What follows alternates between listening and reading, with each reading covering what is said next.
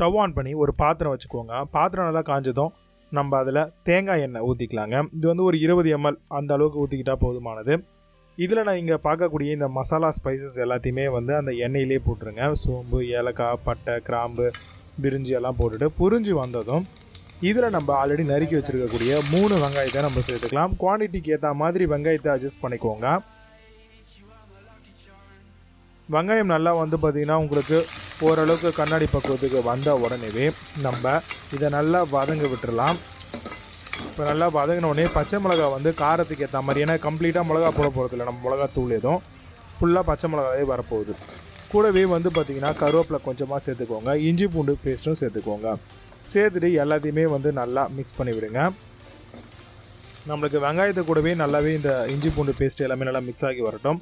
இந்த அளவுக்கு வந்தவுடனே நம்ம சிக்கன் வந்து பார்த்திங்கன்னா இதில் ஆட் பண்ணிக்கலாம். சிக்கன் வந்து பார்த்திங்கன்னா நம்ம மஞ்சள் தூள் போட்டு வாஷ் பண்ணியிருந்தோம். கிட்டத்தட்ட ஒரு 1/2 kg அளவுக்கு நம்ம சிக்கன் வந்து ஆட் பண்ணியிருக்கோம். எல்லாத்தையும் நல்லா வந்து சாட்டே பண்ணி விட்டுருங்க. இதில் வந்து இப்போ காரத்துக்கு ஏற்ற மாதிரி வந்து நம்ம பச்சை மிளகா போட்டுக்கலாம். ஏன்னா நான் முன்கூடியே சொன்ன மாதிரி மிளகாத்தூள் கிடையாது. ஒரு கை நிறைய வந்து கேரட் போட்டுக்கலாம். கூடவே வந்து பார்த்திங்கன்னா நம்ம ஒரு 2 கை நிறைய உருளைக்கிழங்கும் சேர்த்துக்கலாம். இதெல்லாம் போடும்பொழுது நல்லா ஃப்ளேவர்ஃபுல்லாகவும் நல்லா டேஸ்டியாகவும் இருக்கும். குவான்டிட்டியும் அதிகமாக கிடைக்கும். தேவையான அளவுக்கு இப்போ சால்ட் உப்பு போட்டுக்கோங்க. போட்டுட்டு எல்லாத்தையும் நல்லா வதக்குங்க. நல்லா கம்ப்ளீட்டாக வதங்கி வரட்டும். இப்போ வந்து பார்த்திங்க அப்படின்னா நம்ம இதில் தேங்காய் பால் சேர்க்கணும். தேங்காய் பால் வந்து நம்ம 2 விதத்தில் சேர்க்க போகிறோம். ஃபஸ்ட்டு தேங்காய் பால் வந்து திக்கு. இப்போ ரெண்டாவது இப்போ நம்ம ஊற்றுறோம் இல்லையா, இது வந்து தண்ணி. அதாவது திக்கு தேங்காய் பால் எடுத்துகிட்டு திருப்பி அதில் கொஞ்சமாக தண்ணி ஊற்றி நம்ம வந்து அரைச்சி எடுத்துக்கணும். இப்போ ரெண்டாவது நம்ம ஊற்ற போகிறது தான் திக்கான தேங்காய் பால். ஃபஸ்ட்டு ஊற்றுனது வந்து பார்த்திங்கன்னா உங்களுக்கு சாதாவாக இருக்கக்கூடிய தேங்காய் பால் தான். இப்போ வந்து 1 ஸ்பூன் அளவுக்கு கரம் மசாலா மட்டும் சேர்த்துக்கோங்க. கூடவே தனியாத்தூள் வந்து ஒரு 2 ஸ்பூன் அளவுக்கு சேர்த்துக்கோங்க. மிளகாத்தூள் சேர்க்கக்கூடாது. இது எல்லாத்தையும் சேர்த்துட்டு நல்லா வந்து சாட்டே பண்ணி விடுங்க. இப்போ எல்லாமே நல்லா மிக்ஸ் ஆகி கொதித்து வரட்டும். பச்சை வாசனை எல்லாமே போகணும் இல்லையா, நல்லா ஃபுல்லாக வந்து கொதி வரட்டும்.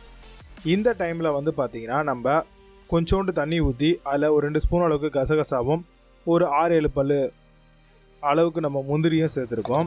இதை வந்து ஊற வச்சுருந்தோம் 5 நிமிஷம். இதை வந்து இப்போ நம்ம அரைச்சி பேஸ்ட்டாக எடுத்துக்கலாம். கண்டிப்பாக இதை ஊற்றும் போது இன்னுமே நல்லா ஃப்ளேவர்ஃபுல்லாகவும் நல்லா உங்களுக்கு திக்னஸும் கிடைக்கும். டேஸ்ட் வைஸ்லேயும் ரொம்பவே சூப்பராக இருக்கும். இப்போ நம்ம அரைச்சி வச்சுருக்கக்கூடிய தேங்காய் பால், ஃபஸ்ட்டு தேங்காய் பாலை இப்போ சேர்த்துக்கலாம். சேர்த்துட்டு நல்லா மிக்ஸ் பண்ணி விடுங்க. இப்போ நம்ம அரைச்சி வச்சுருக்கக்கூடிய இந்த ஒரு பேஸ்ட்டையும் வந்து சேர்த்துக்கோங்க.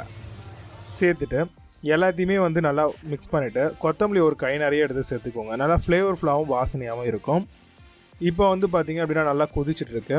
இந்த டைமில் நல்லா கொதித்த உடனே நம்ம ஸ்டவ் ஆஃப் பண்ணிவிட்டு அழகாக சர்வ் பண்ணலாம். ரொம்பவே சூப்பராக இருக்கும் இந்த சிக்கன் வலை குருமா. ட்ரை பண்ணுங்கள்.